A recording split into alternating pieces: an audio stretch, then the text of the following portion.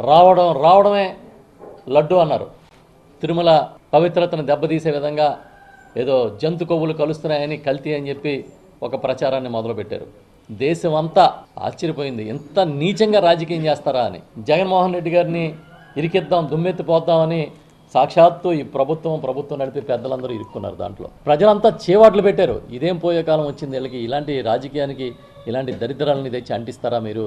ఎంత పవిత్రమైన వెంకటేశ్వర స్వామి ప్రసాదాన్ని కళ్ళకద్దుకుని, చెప్పులు తీసి కళ్ళకద్దుకుని స్వీకరించే ప్రసాదాన్ని కూడా రాజకీయం చేస్తారని, అది మర్చిపోకముందే ఈ సంఘటన జరిగింది. ఇవాళ చాలా చిత్రంగా నేను ఒక వార్త చదివి పేపర్లలో ఆశ్చర్యపోయాను. టీటీడీ సమీక్షా సమావేశాల్లో ప్రైవేటు వ్యక్తులు కూర్చుని ఉన్నారు.